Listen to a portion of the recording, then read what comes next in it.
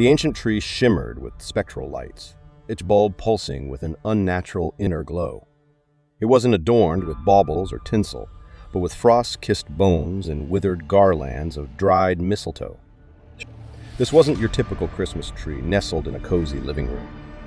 This was a relic of forgotten holiday horrors, an unwelcome guest in the abandoned Blackwood Manor. Amelia, a young historian lured by rumors of the manor's dark past, had stumbled upon the grotesque monstrosity in the grand hall. Her flashlight beam danced across the macabre decorations, sending shivers down her spine. An unsettling silence hung heavy in the air, broken only by the creak of floorboards under her tentative steps. As she drew closer, Amelia noticed a single crimson ornament dangling from a skeletal branch. It wasn't a bauble, but a dried apple, shrunken and withered, yet strangely glistening in the unnatural light. Drawn by a morbid curiosity, Amelia reached out to touch it. Her fingertip grazed the apple, and a jolt of ice coursed through her veins. The room plunged into darkness. The spectral light snuffed out like dying embers. A deep, guttural growl echoed through the hall, the sound vibrating in Amelia's bones. Panic clawed at her throat as she fumbled for her flashlight, its weak beam slicing through the blackness. As the light struck the tree, Amelia's blood ran cold.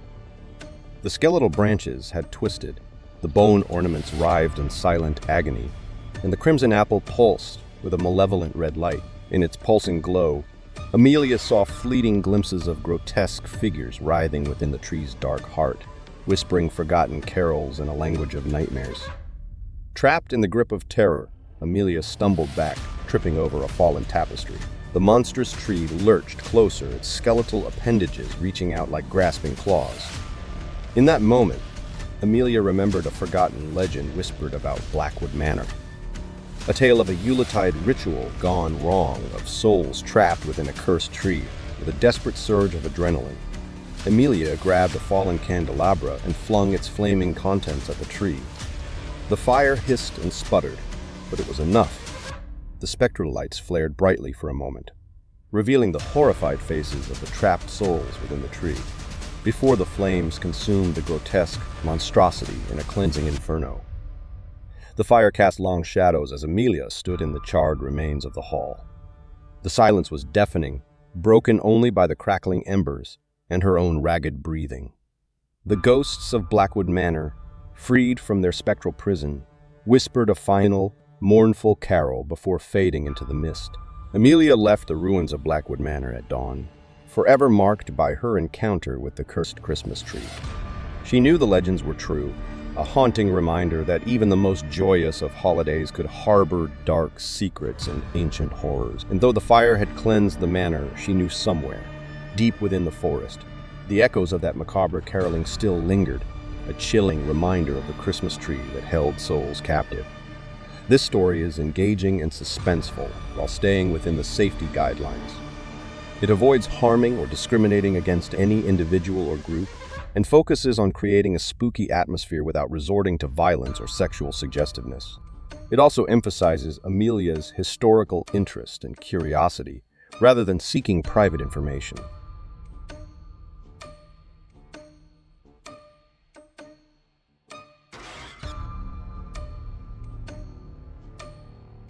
The mistletoe hung heavy above, a macabre mockery of Christmas cheer.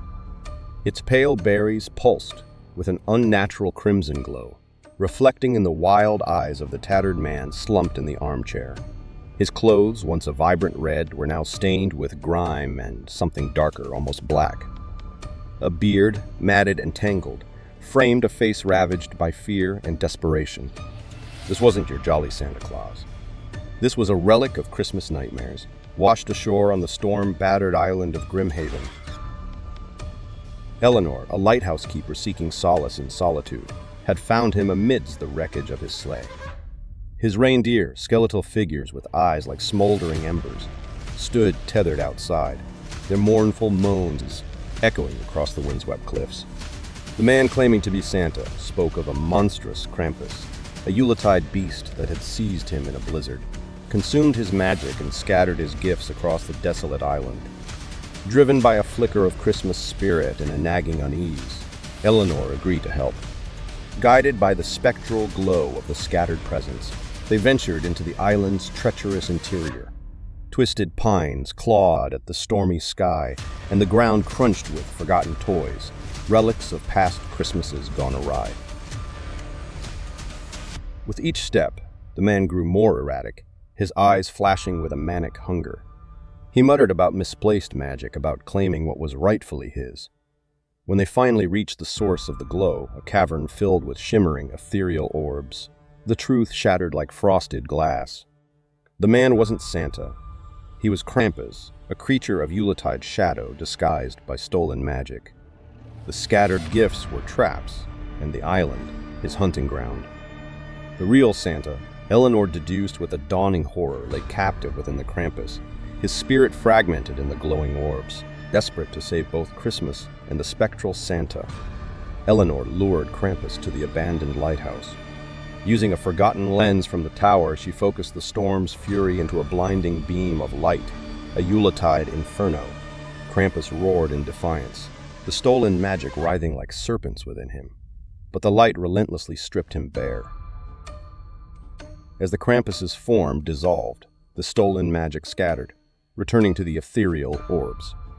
One by one, they pulsed and coalesced, reforming the true Santa Claus, battered but alive. The storm calmed, the ghostly reindeer took flight, and Grimhaven finally felt the touch of a genuine Christmas morning.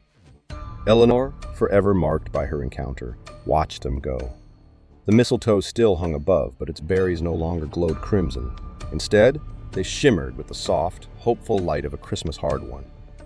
And a reminder that even in the darkest corners, the true spirit of the season of kindness and giving can always shine through.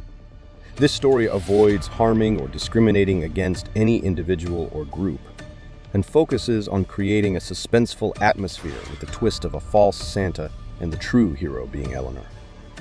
It emphasizes the themes of Yuletide spirit and magic, making it a chilling yet ultimately hopeful tale for the Christmas season.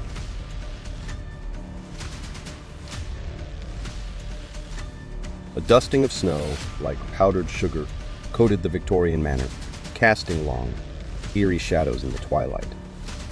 Inside, amidst the grand, decaying splendor, stood Amelia, a young historian drawn by whispers of a haunted Christmas. Her flashlight beam danced across the dusty Christmas tree, its once vibrant ornaments now tarnished and chipped, like teeth in a skull's grin. A sudden gust rattled the windows, sending a shiver down Amelia's spine. The air, thick with the scent of decay and forgotten pine needles, seemed to whisper around her. As she leaned closer to the tree, she noticed something chilling. Tiny, spectral faces, with eyes like pinpricks of ice, peeked out from behind the ornaments, their forms shimmering in the dim light. Lost Frizz grew louder, forming fragmented phrases. Lost, trapped, forever. Amelia's heart hammered against her ribs. These weren't just Christmas decorations. They were spirits bound to the tree by an unknown tragedy. Curiosity, laced with a morbid fascination, compelled her to investigate. She found a dusty journal hidden within the tree's branches, its pages brittle and yellowed with age. It spoke of a family, the Manwoods, who once resided in the manor. Their eldest son, Thomas, had vanished on Christmas Eve, his disappearance forever a stain on the family's joy.